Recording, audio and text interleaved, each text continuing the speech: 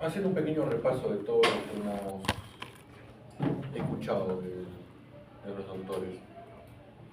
Bueno, en primer lugar, claro, tenemos esto, todas las células se van a reproducir en todo el cuerpo y toda reproducción implica un proceso de, en algún momento, una alteración en la transmisión del ADN y esa alteración en transmisión del ADN nos puede llevar a un momento de formación de células que no van a responder fácilmente o no van a responder a los medios químicos de control y de apoptosis o de muerte celular, y eso nos lleva a la formación de tumoraciones. En la piel también se puede dar lo mismo, ¿ya? Y en la piel con más razón, ¿por qué? Porque la piel tiene un alto índice de reproducción. Mientras más gente se reproduce, más porcentaje de posibilidad de malformaciones. ¿Correcto? Entonces tenemos los tumores benignos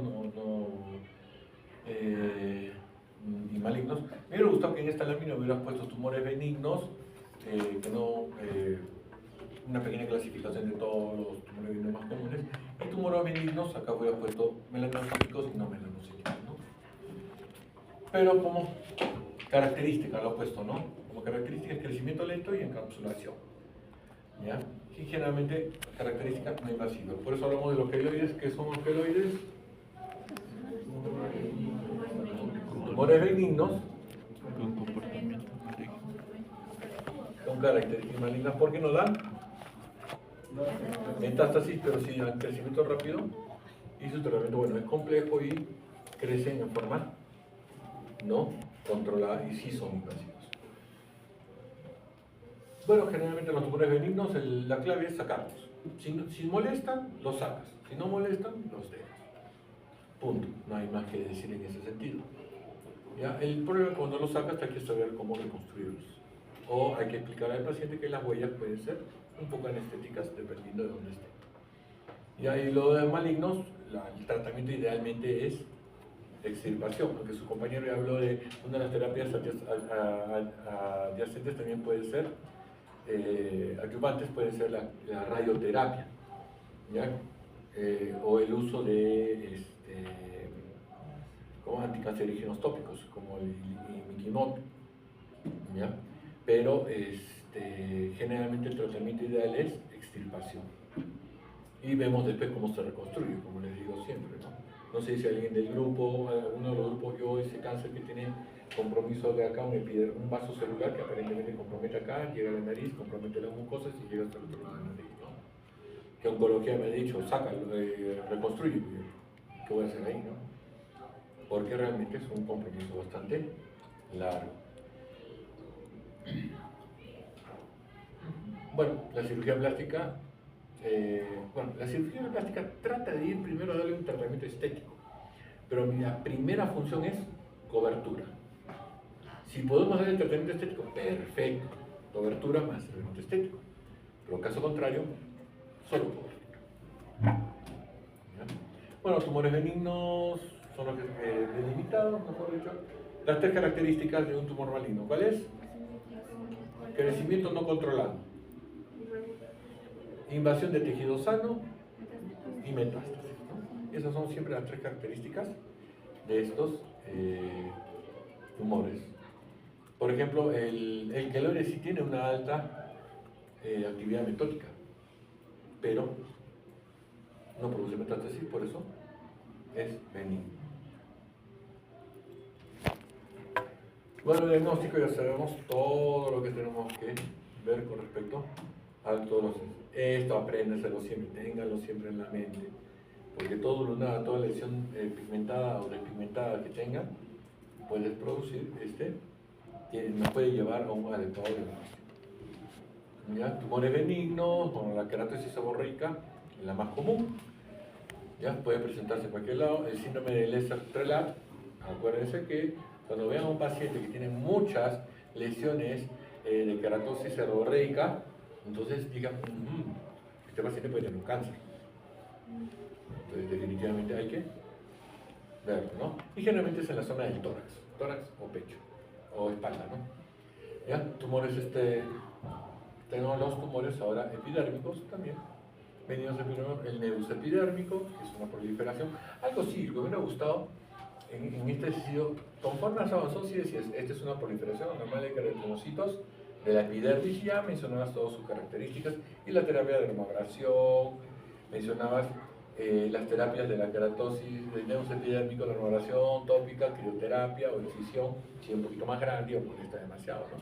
Pero conforme fuiste avanzando, te fuiste olvidando de decirme de qué se trata ese tumor. Empezaste a decir solo, se presenta así, forma así y se trata así. Pero no me hablaste de qué se trata, o sea, de qué células provienen, ¿no? O cuál es el origen de eso. El cáncer, el quiste epidermoide, bueno, acá dice muy bien, ¿qué es lo que pasó? O durante su desarrollo, ¿qué es lo que ha pasado? Empezó a crecer la piel, creció la piel, y en un momento hizo como una pequeña invaginación, se cerró y quedó como un quiste de piel, que conforme fue creciendo esa piel, como toda piel, crece, muere y se va formando, de compuestos de la piel se va formando el quiste que cada vez va creciendo, ¿no? Que también puede ser por trauma. Un trauma hace que un pedacito de células epidérmicas se metan en la seno tejido celular en la dermis y produzca el quiste dérmico, ¿no? ¿Ya? Bueno, entonces acá, este es un quiste dérmico, o también muchos dicen el quiste sebáceo, el famoso quiste sebáceo, ¿no? Y como las características, muy importantes. ¿Cuál es la característica? Punto negro. Ese es el quiste dérmico. Tiene su puntito negro. Acá tiene un puntito, que si lo logran ver bien, acá tiene su puntito. Este no parece que tiene puntito. Ese parece otro tipo de patología dérmica, ¿no? El quiste pilar ya empezaste a poner, acá empezó a variar tu forma de ver las cosas, que se forma a partir de células de epitelio folículo piloso. ¿Por qué pasó? ¿Qué pasó con ese folículo piloso? Se empezó a imaginar, se tapó. O sea, ¿por qué se formó? ¿Me entiendes? Ya empezaste a irte directamente cómo es y cómo se trata, pero no cómo fue, qué pasó. ¿Ya? Y característica es el quiste piloso. Por ejemplo, en estos quistes pilosos, en muchas veces podemos encontrar, cuando sacamos el quiste, abrimos el quiste y encontramos pelos dentro del quiste. Porque es una imaginación del folículo piloso, dentro de la piel. ¿Ya? Los nuevos melanocíticos, bueno, está bien, los del neón, los compuestos, de acuerdo a cómo están. Y acá ya es donde tenemos que agudizar nuestros ojos para el ABCDE de lesiones peligrosas, siempre digo, ¿no? Lesiones peligrosas o de cáncer de la piel, ¿no? ¿Correcto? Y bueno, ahí representamos los diferentes. Por ejemplo, si yo tengo esta lesión, yo lo saco.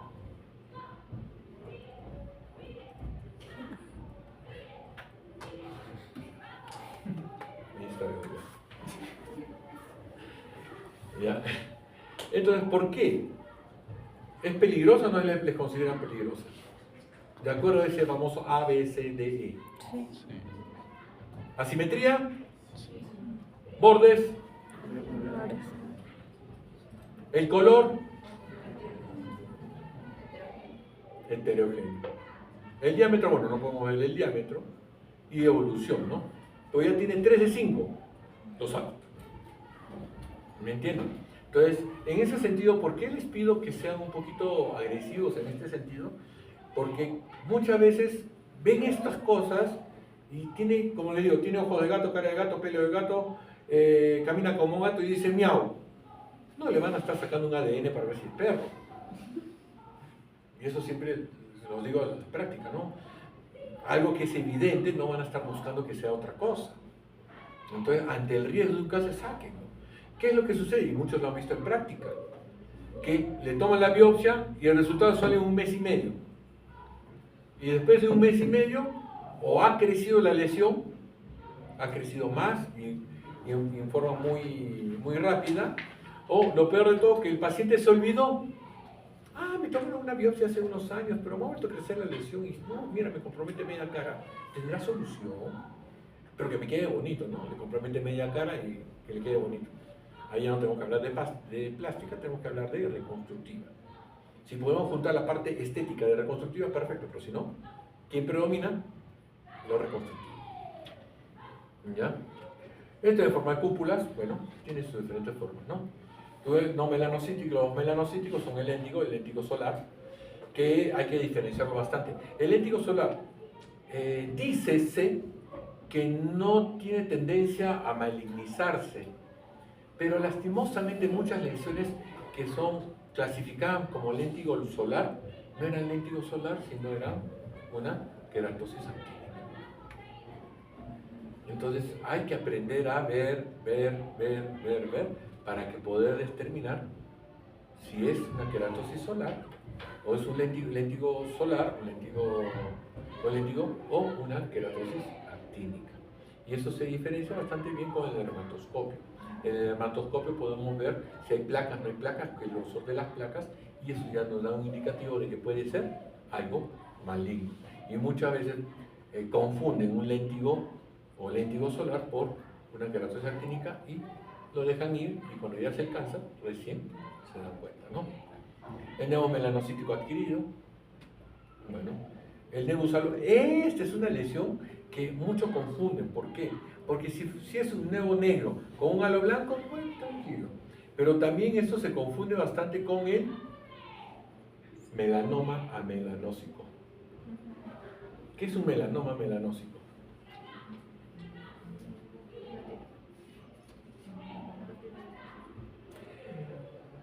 El melanoma es una alteración en la respuesta del melanocito en su forma de crecimiento. Pero también puede hacer, esa alteración puede alterar también la formación de su pigmento. Y el pigmento que forma ya no es una melanina bien formada, sino una melanina tipo albínica. Entonces empieza a haber una mancha blanca que muchos lo clasifican como vitíligo. Pero es una mancha blanca, es un lunar que se pone blanco y empieza a tener un halo blanco. Que dicen, no, no es normal. No, si ha sido lunar negro y se ha puesto blanco, hay que sospechar que puede ser un melanoma amelanócico. O sea, no que no produce melanina, sino que no se ve su melanina porque también ha sufrido mutación en la formación de su melanina. Hay que tener mucho cuidado. Entonces, no hay que. ¿Y diagnóstico diferencial cuál es? Vitíligo. ¿Ya? Pero muchos califican en forma irregular un vitíligo, y peor un melanoma amelanocítico, peor lo califican de algo benigno, siendo algo muy maligno. ¿Correcto? El nevus de Spitz, ¿ya? Que es más que todo un nevo que no es nada pediculado y que generalmente es benigno y no produce mayores problemas, ¿no? Lo ideal es que si vemos una lesión parecida, porque tiene diferentes colores, unos bordes medios irregulares, es netamente sésil, entonces, ¿qué es lo que tienen que hacer? Ante el riesgo, sacan. No le tomen biopsias. Siempre voy a decir, yo personalmente no me gusta tomar biopsias de una lesión que sé que es un cáncer. ¿Ya? El dermatología siempre recomienda tomen biopsia, pero no están en Perú, donde una biopsia se demora 2 meses en salir. Y si el grupo anterior se acuerda que yo estoy correteando por un paciente, un señor que me parecía cáncer, pero era una lesión que tenía ya varios años de evolución y que tenía que, porque tenía, o el tratamiento era sacarle la pierna, no sacarle la pierna. Y cuando le tomé la biopsia se demoraron 2 meses en darme la respuesta, y lo que pudo haber sido una amputación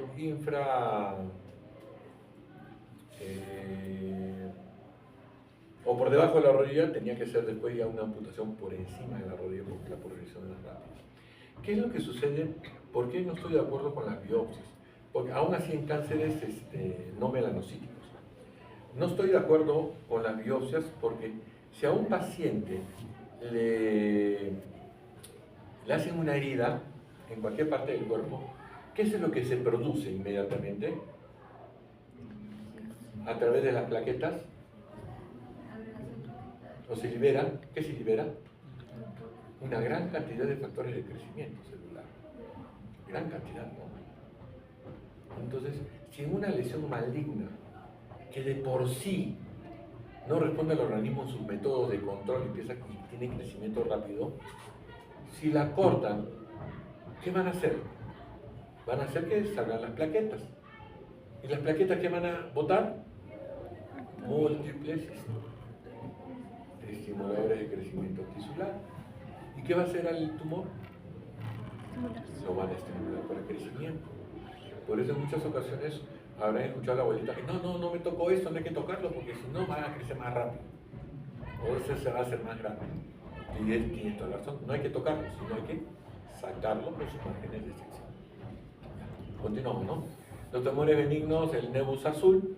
Este nebus azul generalmente, a pesar que tenga una malignidad rara, sí tiene tendencia a ser extirpado lo más pronto posible. ¿Por qué? Tiene tendencia a ser maligno. No es raro, hablamos de menos del 1%, pero se puede malignizar. ¿Ya? Y esto sí, acuérdense, ¿no? Mientras un nevo melanocítico congénito, mientras más grande es, mayor porcentaje de malignizarse tiene. Ya tenemos el poroma ecrino. Con respecto a esto, había una pregunta. Hidraadenoma. ¿Qué es un hidraadenoma? Por ejemplo, acá ya empezamos por proliferación de células, glándulas ecrinas. Perfecto, ya. Pero acá pasamos aquí. Y de acá, ya no me dijiste de quién se trata, que es un hidraadenoma. ¿Cómo? ¿Pero células de qué? ¿De quién? ¿De dónde? ¿Me entiendes? ¿Me entiendes? Acá me pone sí, son células de glándulas sudoríparas acrinas. Acá son crecimientos de células claras, pero generalmente son de apocrinas. ¿Me entiendes? Entonces, eso es lo que te estaba mencionando, ¿no? Como esto me hablaba de la célula, y después lo que quería mencionar la estirpe celular que considero cada vaso que teníamos, ¿sí? ¿Ya? Entonces, el siringoma, igual, ya me dicen pápulas daicas, amarillas, firmes, pero ya no me abriste nada más. ¿Ya? Entonces, ese es el pequeño, que es un cilindroma de glándulas sudoríparas que tienen un conjunto con amartomas también. ¿Qué es un amartoma? A ver, a todos los que me dijeron, cuando dije amartoma, ¿qué es un amartoma? Es un conjunto de células de diferentes tipos celulares. Es una mezcla de células ectodérmicas, mesodérmicas y endodérmicas que están todas mezcladitas y empiezan a crecer en forma desordenada sin nadie que les guíe. Es como si tuvieras en una granja un chanchito, un gallo, un chanchito, un gallo y un cuy. Pero como crecen tanto que se tiene que apilar un chanchito sobre un gallo, sobre un cuy y se van agrupando sobre diferentes grumos, pero empiezan a crecer. El tricoepiteloma. Si hablamos de trico y epitelioma, significa que de origen el folículo piloso principal. ¿Sí? Entonces, porque acá ya dejaste de hablarme de todo su estirpe celular, ¿no? El adenoma sebáceo también. El quiste dermoide. El quiste dermoide es bastante famoso en ese sentido porque hay muchos niños que nacen con un bultito acá en la ceja, en la cola de la ceja. Y ya en cirugía plástica lo conocemos como quiste de cola de ceja, que no es quiste epidermoide, es un quiste dermoide. En la evolución, como se dice la dermis, invaginó, se tragó un pedazo de piel y se cerró. El detalle que ese quiste dermoide es una característica muy interesante de estos quistes dermoides que ya creó su propio espacio. Por ejemplo, en los quistes de cola de ceja, los quistes dermoides grandes de cola de ceja, tú sacas el quiste y ya tienen horadado el hueso. Han creado su espacio en el hueso. Acá, en el surco supraciliar. En la eminencia supraciliar, ya tienen su hueco, su espacio óseo. Por ese tipo de paciente, cuando lo sacan, le queda siempre un hueco. Porque no hay nada que los rellene. ¿Correcto? Esos son los quistes dérmicos que son con el famoso quiste de ceja. Bueno, de vasos sanguíneos tenemos el granuloma piógeno, ¿ya? que es como un montón de tejido de granulación que ha empezado a crecer en forma descontrolada, ¿ya? Y que generalmente es respuesta por un problema de irritación. Puede ser un cuerpo extraño, generalmente, pero también por irritación crónica, ¿ya? El hemangioma infantil, o más conocido como hemangioma empresa. Tenemos el hemangioma subcutáneo, hemangiomas mixtos, los diferentes. ¿Cuál es el tratamiento que puede ser? Si molesta mucho, hay que tener mucho cuidado cuando hablamos de hemangiomas que se reflejan a través de la piel, porque muchas veces es la cabeza del iceberg o la punta del iceberg. Se ve en la piel, pero por debajo hay un montón de vasos sanguíneos cavernosos, un hemangioma cavernoso, que al final de cuentas queremos sacar ese pedacito de piel y terminamos haciendo un desastre. Entonces, mucho cuidado con este tipo de hemangiomas porque no son fáciles de tratar.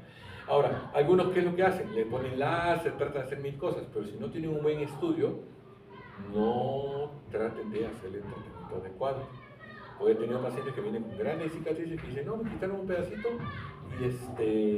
y como sangró, me terminaron sacando un pedazo de carne. ¿Y era por qué? Porque no estudiaron bien, que pensaban que era algo simple.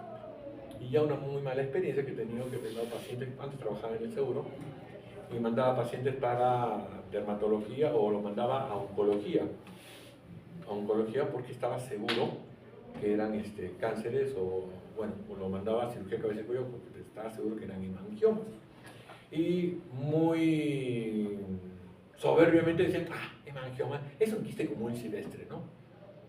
Y decían, no, me parece un hemangioma, no es hemangioma. Bueno, entraron a unas salas de procedimientos a extirpar el quiste, ¿no? Que decían. 3 horas después pasó a sala de operaciones porque era un hemangioma cavernoso que estaba proliferando por ahí. Y tuvieron que hacer una cirugía que le duró como 5 horas y fue un desastre.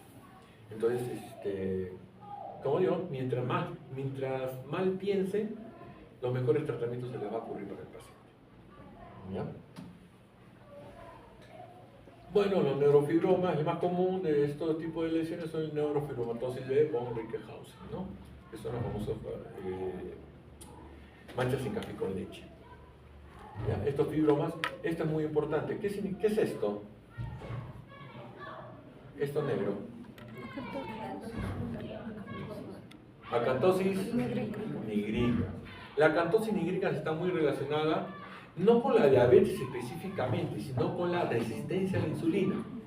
Y estas lesiones, que son unos fibromas que son más conocidos como acrocordones. Y estos acrocordones están relacionados bastante también con la acantosis nigrica y están relacionados con la resistencia a la insulina y están relacionados también con la gordura o la obesidad. Pero también hay muchos pacientes que tienen estas lesiones sin tener esto. Y eso está relacionado al trauma crónico de la piel. Personas que usan mucho la chalina o usan mucho Casparena, constantemente Casparena, o personas que usan bastante su terno con corbata. Y siempre están en este movimiento y están que rozan y encuentran bastante lesiones. Igual los gordos tienen un pedazo de grasa acá, y están que rozan su piel contra su piel.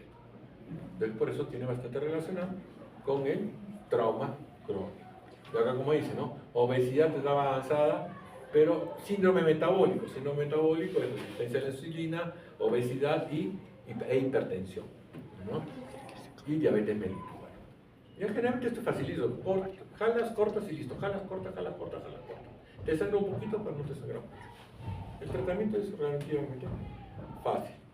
Ya el lipoma, ya algunos han visto cómo se saca un lipoma, bastante interesante, es casi un parto, sacar un lipoma es casi un parto, y que no hay mayor problema. Estos sí son tumores que hay que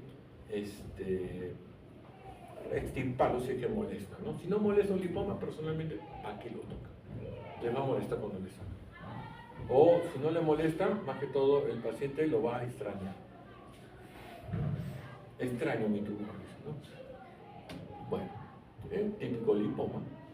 Aunque por ese puntito medio oscuro, ¿qué podría sospechar?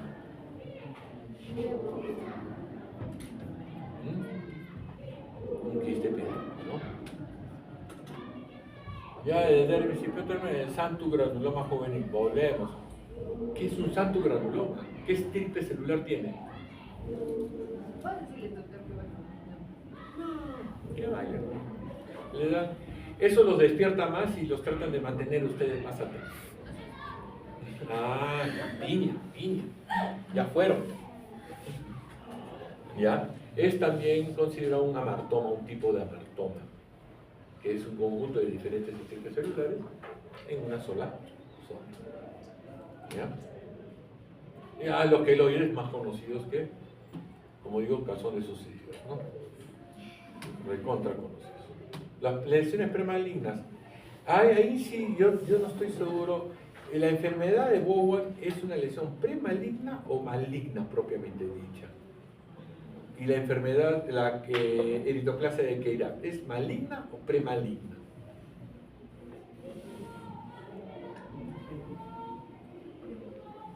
Porque tanto la enfermedad de Bowen, que sí es una lesión maligna, pero muy superficial, se considera un cáncer in situ, que no ha atravesado más allá que solo epidermis. Se ha quedado en epidermis, no avanza más. Igual la eritroplasia de Keirat. ¿Cuál es la diferencia entre Bowen y Keirat? El Keirat es lo mismo que el Bowen, pero ¿en dónde? En el glande. La eritroplasia de Keirat es la misma enfermedad de Bowen, pero en el glande. Y es un CA epidermoide in situ. Puede ser largo, puede tomar una gran extensión, pero está in situ, no ha penetrado, solo se dio para los costados. Esa es la enfermedad de Bowen, que sí, algunos antes lo consideraban como enfermedad premaligna, después lo consideraban como maligna. ¿Ya? La queratosis actínica, ya saben, es el principal lesión premaligna de la piel. El nebus sebáceo de Jadassohn, ahí sí discrepé bastante con muchas cosas que me dijiste. Por ejemplo, generalmente el nebus sebáceo de Jadassohn no está relacionado al sol. Es muy discutida su relación con el sol, porque los pacientes nacen con eso. Nacen con un nebus sebáceo. El detalle es que a partir de los 15 años o a partir de la pubertad, con todos los cambios hormonales, este nebus sebáceo de Jadassohn puede cambiar su estirpe celular y convertirse en un cáncer. Generalmente es un 5% que se cambia a cáncer. Pero si tenemos una lesión que un 5%, que ya es bastante estadísticamente significativo, puede cambiarse a cáncer, entonces lo sacamos. Diagnostican un nebus sebáceo de eso, lo sacamos. Y si algunos se acuerdan, hemos tenido un paciente que tenía un nebus sebáceo de Jadassohn, un paciente de 60 años, que tenía acá detrás de la oreja, 78, creo que tenía 68, bueno, y lo hemos sacado. Porque no sabemos en qué momento se va a convertir en cáncer. O puede ser que nunca se convierta en cáncer. Pero ante el riesgo, ¿qué es lo que tenemos que hacer? Lo sacamos, ¿no? Por eso dice, se vuelven cancerígenos, en la pubertad se pueden volver cancerígenos, es muy importante. Si se llama la pubertad, luego de malignidad aumentada. Después de la pubertad, su malignidad se aumenta. ¿Correcto? Y se va hacia cáncer espinocelular. ¿Ya? Entonces, los tumores benignos, sí es algo que, lastimosamente, el único sitio donde vas a poder distinguirlo es en patología. El único sitio donde distingues es en patología. Si ves una lesión así, yo la saco, no voy a preguntar, no voy a hacer, vamos a tomar una biopsia para ver si eso no es, no, lo saco y después me dicen, no, este es un nebus displásico de Clark, ya, displásico de Clark. Pero cuando te habla de displasia, ya te habla que en cualquier momento se puede convertir en cáncer. Entonces, mejor lo saco.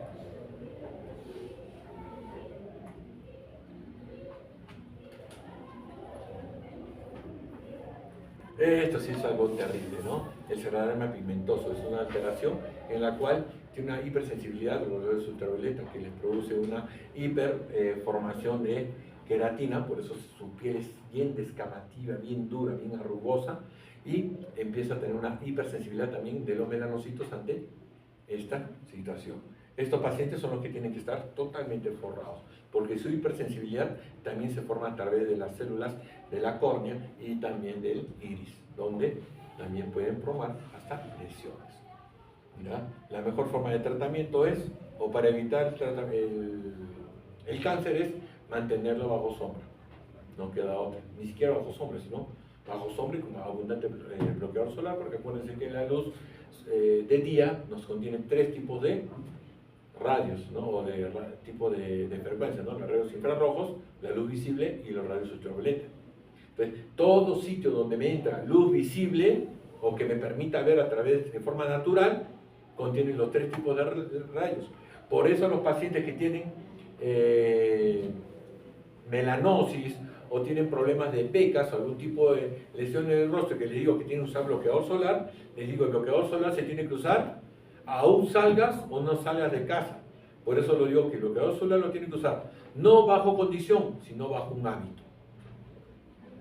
7, 10, 1, 4, 7, 10, 1, 4. No salga de su casa, igual 7, 10, 1, 4, 7, 10, 1. Se va a trabajar a 100 metros bajo tierra, igual 7, 10, 1, 4, 7, 10, 1, 4.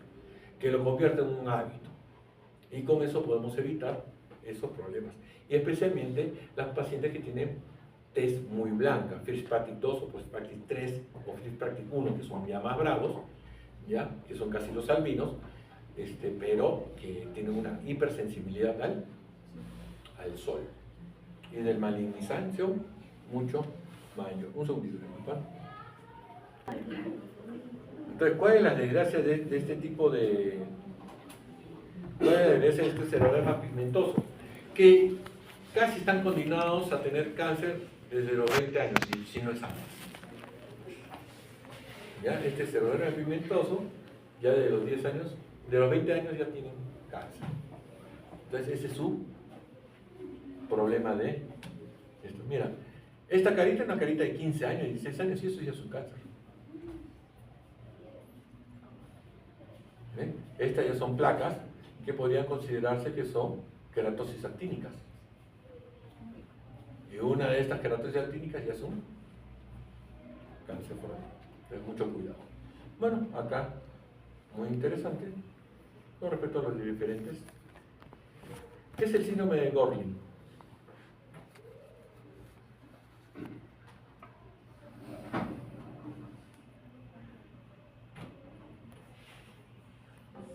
Les digo, voy a preguntar síndrome de Gorlin, ya, por si acaso. Ya. Tumores malignos, bueno, hablamos de él. Principalmente, ¿cuáles son los dos? No melanocíticos y melanocíticos. Los melanocíticos, melanoma malignos, no melanocíticos, CBC y CBE, ¿no? Cáncer vasocelular y cáncer espinocelular, ¿sí? Correcto. Bueno, melanoma y no melanomas. Tenemos los dos tipos de piel.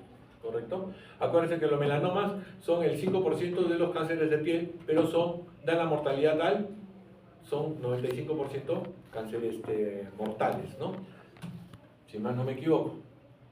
¿Ya? A diferencia que el 95% de los cánceres son no melanocíticos, cánceres de la piel, pero el 50% no, 75% es vasocelular, un 20% es espinocelular y un 5% son los melanocíticos. ¿Sí? Más o menos acuérdense de esa partecita, ¿sí? Bueno, entonces, este es un punto muy importante, ¿no? Las neoplasias malignas son polos, los melanocíticos. ¿Ya? En menor frecuencia en los dérmicos, ¿por qué? Porque los melanocitos más los encontramos en la capa basal y no tanto en la dermis. ¿Correcto? Bueno, esta parte, y esto es muy interesante, es 3% de la neoplasia maligna de la piel, pero causa 75% de las muertes. Ahí me equivoqué, ¿no? Es 3%, pero causa 75% de las muertes. Porque el melanoma es uno de los cánceres más agresivos que hay. Por eso es que siempre digo, si sospechan que puede ser un melanoma, no tomen prisioneros, sáquenlo. No le tomen una biopsia. Porque al tomar la biopsia llevan algunas pequeñas celulitas malignas ya en contacto con la sangre o en contacto con el linfa. Y ya si tiene metástasis, lo que podemos hacer es solo hacer terapia adyuvante. Podemos darle esperanza de mayor vida, pero no podemos darle esperanza de cura. ¿Correcto? Ya. Los factores de riesgo principalmente es dos cosas que tienen que entender en esta parte. El principal factor de riesgo es sol y trauma crónico. ¿Ya? Sol y trauma crónico. Esas son una de las cosas que tienen que tomar en cuenta, principalmente. Bueno, y los antecedentes familiares, lógicamente, ¿no? Que pueden llevar a eso. Pero sol y trauma crónico. Porque tenemos pacientes que al examinarles, les encontramos un melanoma o una lesión névica media rara, sospechosa, en el glúteo. Salvo que vaya, vaya siempre a la playa en hilo dental para que se bronce. ¿Ya? Pero ¿qué es lo que pasaba si el trauma crónico de la trusa? Tan simple y común como eso. Y simplemente, en vez de hacerle la lipo, dije, primero te tomamos una biopsia, sacamos tu lesión, la mandamos a estudiar y después nos hablamos de tu lipo. Bueno, perdí una lipo, ¿no? Porque sí era un cáncer, sí era un melanoma. Pero gracias a Dios lo saqué entero, salió todo. Recibió quimioterapia profiláctica y se olvidó, pero dijo, ya estoy contenta con mi vida, estoy contenta con mi cuerpo, con tal que esté viva, ya no quiero hacer nada más. Lástima, perdí una lipo. ¿Ya?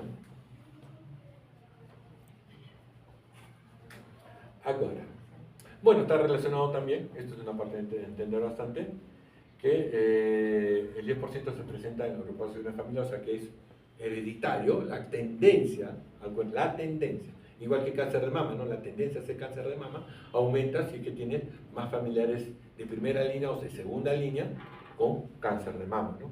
Y está asociado al fototipo de piel. Lógicamente, el fototipo de piel, Fitzpatrick 1, 2 y 3 son más tendencia a hacer este tipo de cáncer que el 3, 4, 5 o 6, el 4, 5, 6 o 7, ¿sí? Y esta relación con el P16. Ya, los VA son los que nos llegan, los VB nos llegan menos y los VC teóricamente no nos llegan, pero esto te puede producir un cáncer de piel a una mínima exposición.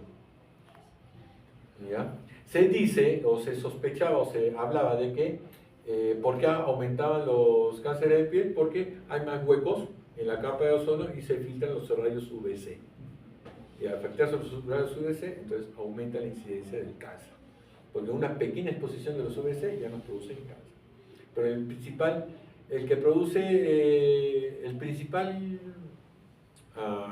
rayo que produce el cáncer o estimula el cáncer son los UVA. Pero si hay UVB presentes, eso sí producen más rápidamente el cáncer, son más agresivos. Entonces acá, muy interesante esto, el UVA produce un envejecimiento crónico, pero no nos lleva a producir un cáncer. Pero si es UVB, ese sí nos lleva hacia un cáncer. ¿Ya? Los tipos, los nebus, acuérdense que un 30-40% de los nebus son originados un 30-40% de cánceres melanocíticos o melanomas son originados sobre un nebu previo. ¿Ya? Y como les digo, ese nebu previo, muchas veces, ¿qué es lo que ha pasado? Uno, está muy expuesto al sol, o dos, trauma crónico. ¿Ya? Tengan cuidado. Por eso hay pacientes que tienen en la zona de la barba sus nebus. Entonces, el doctor ya me está picando, ya me está molestando, está creciendo, cada vez que me afecto me lo raspo. Digo, mejor sácatelo. Porque en cualquier momento ese trauma crónico te va a convertir en cáncer. ¿Ya? Entonces, los nebus plásicos o atípicos, bueno, diferenciar uno de otro es bastante difícil, ¿no? Porque igual nebus es nebus. Entonces, me puedo confundir que era un nebus atípico y puedo decir que no tenía ninguna atipia y se formó un problema. El nebus congénito, eso sí, lo vemos inmediatamente y estos pacientes hay que tenerlos muy vigilados. ¿Ya? Bueno, los factores clínicos, factores biológicos, y acá hablamos de quién. Ya empezamos a hablar de la clasificación de Breslow y de Clark. Como dice bien su compañero, la clasificación de Breslow es en base a profundidad y la de Clark es en base a la capa dérmica o epidérmica dérmica que va tomando. ¿Ya? Esta parte muy interesante, aunque me pareció que acá ulceración epidermis y ulceración, has hablado de lo mismo, pero el índice mitótico, en todo tumor siempre hablamos o cáncer, hablamos del índice mitótico. Y el índice mitótico me da una expresión de agresividad de la lesión. ¿Ya? Y el infiltrado vascular, el infiltrado perineural, ¿qué significa? El infiltrado vascular significa que ya las células se han metido a los capilares, y de los capilares ya se han metido a Dios sabe dónde. Y eso sí nos da un rango de mayor agresividad, ¿sí? Bueno, la histología, generalmente, esto es en base a la profundidad, la sobrevida cada vez es mayor, ¿no? Pero como ya a partir del melanoma ya penetró más de 1 centímetro, ya tenemos solo un 10 a 30% de sobrevida, lo cual ya es bajo. Y si ya hay 3 centímetros, ya no podemos hacer más. Este es el Breslow, de acuerdo a la profundidad, y de acuerdo, el Clark, de acuerdo a la invasión epidérmica, parcial de la dermis, total de la dermis reticular y hipodermis. ¿Ya? Una comparación entre uno y otro, tipos de lesiones, hasta dónde puede llegar. Ya si un melanoma llegó hasta la piel, hasta la grasa o hasta el músculo, ya solo es tratamiento paliativo, ya no es un tratamiento curativo. El ABCD, ya lo conocemos. La simetría del red, bueno, esto es parte del ABCD, pero con un dermatoscopio. ¿Ya? Ahora, en diagnóstico, sí, acá habla de biopsia, pero acá me han mostrado algo que me asustó.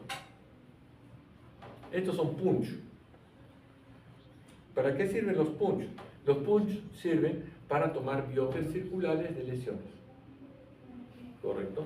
Entonces, si el punch me abarca toda la lesión, perfecto, bueno, saquémoslo. Pero si el punch solo me saca un pedacito de la lesión, me asusta porque si estoy sospechando un melanoma y le saco una biopsia, ya estoy dándole o quitándole la oportunidad de sobrevida. En cáncer, generalmente hablábamos de la primera cirugía, es la cirugía curativa. La segunda cirugía ya tiene alto porcentaje de ser solo paliativa. ¿Correcto? ¿Ya? Entonces, la primera extirpación tomamos 2 a 3 centímetros de margen. Y acá vienen muchos entredichos, ¿no? Habían 2 libros o 3 libros que leía cuando rotaba por el INEM, que hablaban de que ya no se deberían tomar más de 5 milímetros de margen de sección en los melanomas. ¿Por qué? Porque el problema del melanoma es por extensión o por profundidad. Por profundidad. Por eso tenemos la clasificación de Breslow y la clasificación de Clark. Las dos me hablan de profundidad. Mi problema es que entre, se profundice. No, mi problema es el que esté arriba. Y si le tomo una biopsia, o si le tomo una... Ah, ya, esto era... En una parte pusiste biopsia o excisión, ¿no? Bueno, no sé qué parte, ¿no? Y no es biopsia o excisión, es biopsia-excisión. ¿Ya? Hay una biopsia incisional y una biopsia excisional. La biopsia incisional es cortar un pedacito de la lesión y mandarla a estudiar. Esa es la biopsia incisional. Y la biopsia excisional es sacarlo todo y mandarlo a estudiar.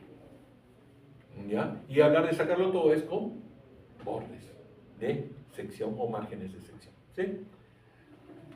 Entonces ahí hablaban de 5 milímetros, 7 milímetros. Entonces hay muchos oncólogos que cuando ya ven que se ha tomado un margen de sección de 5 milímetros y ha salido todos los márgenes negativos, o sea que no hay compromiso, y que no ha penetrado más de 1 milímetro o ha penetrado 1 milímetro, ya no le va a hacer márgenes de sección.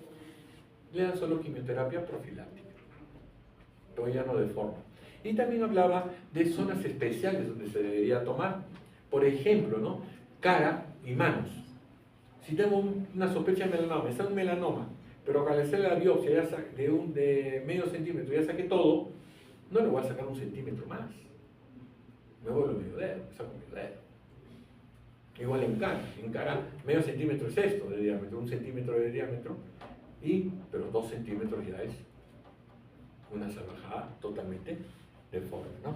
Entonces ahí es donde ya introducimos el TMN, estadificación TMN, ya tenemos. Igual, la extirpación netamente es quirúrgica. Entonces, vamos a tomar un consenso. Vamos a tomar que por lo menos son 3 milímetros de margen de sección, ¿correcto? Nada de 2 milímetros, nada de 3 milímetros de margen de sección, ¿correcto? Ya, esto es muy interesante, pero yo discrepo personalmente de esto, ¿no?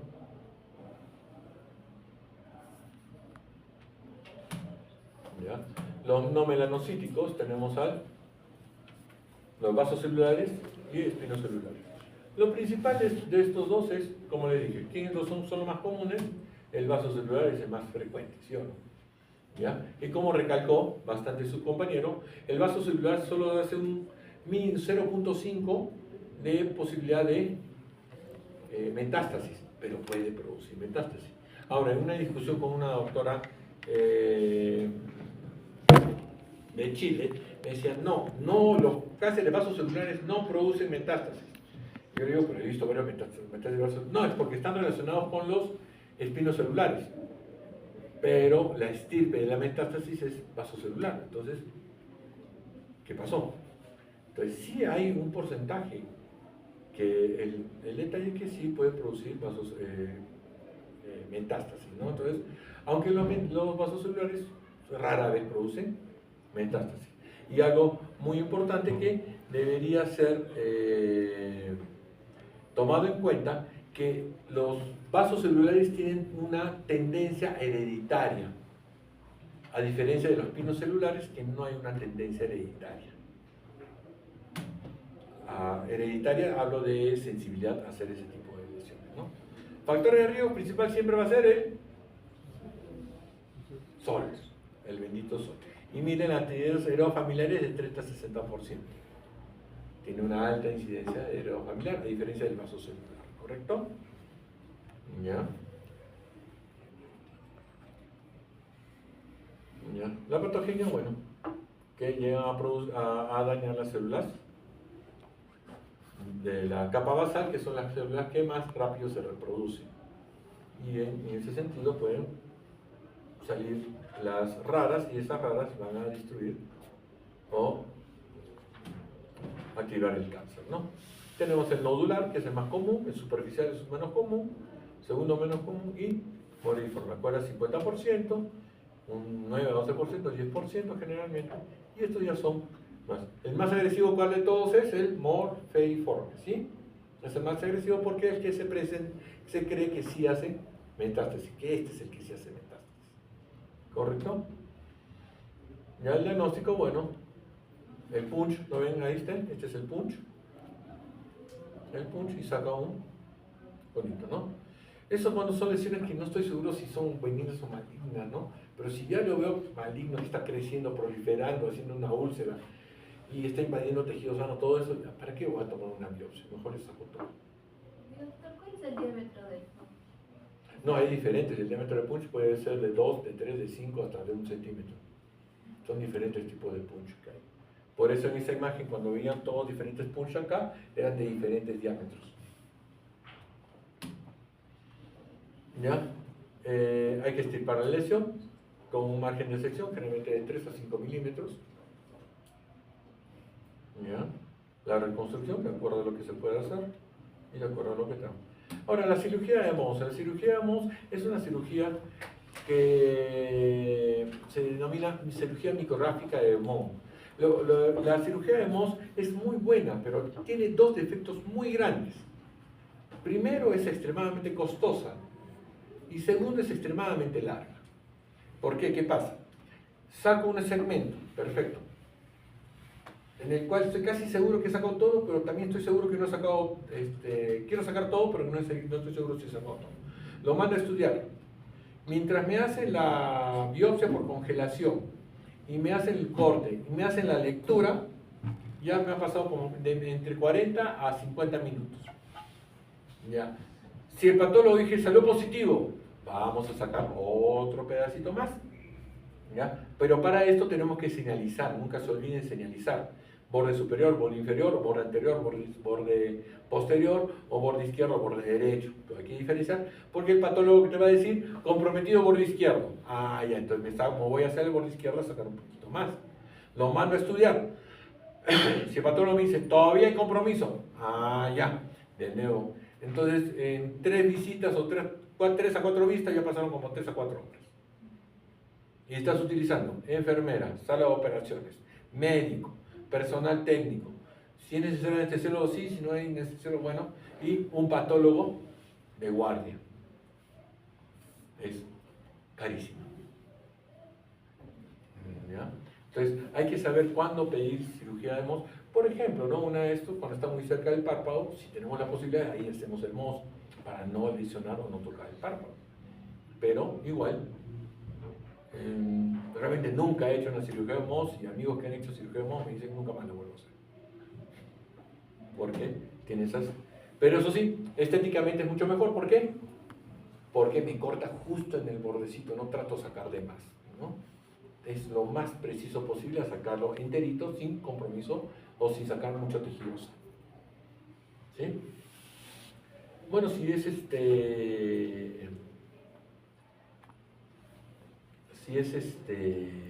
son lesiones vasocelulares que no tienen gran extensión, se puede utilizar electrofulguración, desecación, crioterapia o criocirugía, ¿no? También y el Miquimod, ¿no? Que es un antineoplásico. ¿Ya? El espinocelular, lo que tenemos que acordarnos, que son las células, la capa espinosa de lo que se reproduce, son el 20% de todas las células y el 5% sí puede producir metástasis. Entonces, ante un 5% son mucho más agresivos que los vasos celulares, ¿no? Pero no tienen una línea de heredo familiar, ¿correcto? Las 3 tipos de áreas que tenemos que tomar en cuanto a este tipo de lesiones. La epidemiología, como les digo, el segundo mayor frecuencia, 20%, ¿ya? Los 2 factores principales, radiaciones ultravioleta, y si se dan cuenta, acá no habla de una posibilidad heredo familiar, a cambio de el CBC, que sí habla de heredo familiar, ¿ya? Y bueno, con el diagnóstico temprano, con las búsquedas más tempranas y con el tratamiento más temprano, la mortalidad ya es mucho menor, ¿ya? Factor de riesgo es estar mucho tiempo bajo el sol. Acuérdense algo muy importante y tienen que tomarlo muy en cuenta al llevar con sus pacientes. El daño solar es acumulativo. ¿Qué significa que el daño solar es acumulativo? Si yo he estado en la playa toda mi vida, hasta los 30 años, y de ahí no, ahora sí me voy a cuidar y empiezo a usar bloqueador solar, el daño que he tenido sobre la piel y sobre mis células y sobre el ADN de mis células se mantiene estable hasta ahí, pero no es que va a regresar a cero. No es que, ya en 5 años que voy a estar sin sol, ya no voy a tener ningún tipo de daño solar y voy a comenzar de cero, no. ¿De dónde se quedó? Sigue o recomienza el daño. Por eso es que este tipo de lesiones, ¿en qué personas se da principalmente? Personas de edad ancianas. ¿Por qué? Porque han acumulado mucho daño solar. ¿Correcto? Bueno, hay también algunas relaciones, por ejemplo, la exposición al arsénico, si no me equivoco, o hidrocarburos aromáticos, y el tabaco también es otro estimulante para la formación de esto. Acuérdense, arsénico y tabaco. ¿Ya? Y acá, bueno, hablamos de nuestra enfermedad de Bowen, que me la presentas, pero no me dices nada, no me dijiste nada de la enfermedad de Bowen. Me dijiste, te presento a este, no me das su nombre, no me das nada. ¿No? Entonces, la enfermedad de Bowen es una enfermedad en la cual es una, sea espinocelular in situ, no es penetrante, in situ, pero que se extiende en placas de medio centímetro a 1 centímetro, pero no es invasivo, se queda ahí nomás. Y la eritroplasia de Chiari es en el glande, la única diferencia, ¿sí? Y generalmente, ¿en dónde se da? Más en zonas expuestas al sol, ¿correcto? Bueno, por ejemplo, in situ son Bowen y Chiari.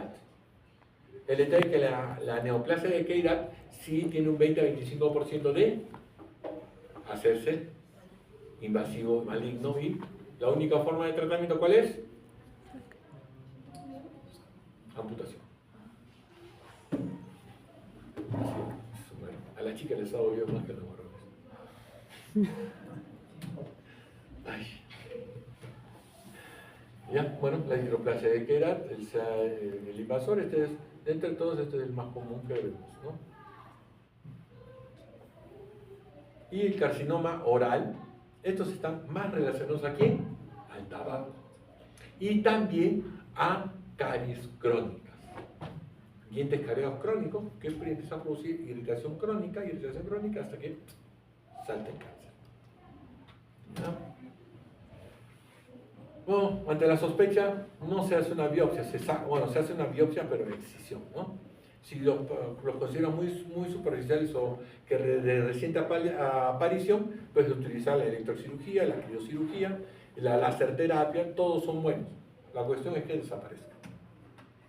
¿Ya? La cirugía ya cuando son evidentes, ya tiene un grosor y lo sacamos. Y la cirugemos de acuerdo a lo que tengamos recursos de patólogo y todo lo demás. Y la radioterapia, por ejemplo, ese paciente que tenía un cáncer de CBC que tenía por acá, se extendía por acá, se iba por acá, iba acá, por acá, los oncólogos dijeron, no, esto no es para cirugía, primero vamos a darle radioterapia y después de la radioterapia vamos a esperar a que se reduzca el tamaño de la lesión para poder hacer una cirugía menos agresiva.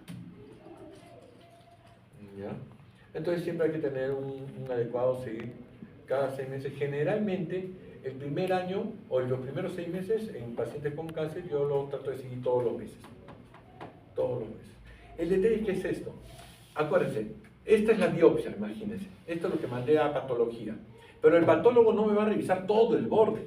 Me va a revisar este pedazo, este pedazo, este pedazo, este pedazo, este pedazo, este pedazo, este pedazo, este pedazo, este pedazo, este pedazo.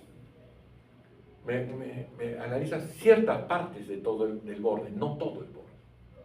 Entonces, ¿qué es lo que va a pasar? Lastimosamente, acá sí había enfermedad. Acá no se veía enfermedad, se veía muy bien, pero acá se veía enfermedad. Entonces, ¿qué hacemos? Entonces, la única forma para evitar eso no es que estudien todo el borde, sino vigilancia. Porque sí, ha habido varios pacientes que, a pesar de que su patología salió negativa, en la misma cicatriz ha recidivado. Entonces hay cirugías más agresivas. Listo. ¿Alguna duda, miedo, temor, pánico, terror? ¿Ya? Me imagino que su delegado ya les transmitió las notas todavía. ¿Sí? ¿Alguno está en desacuerdo?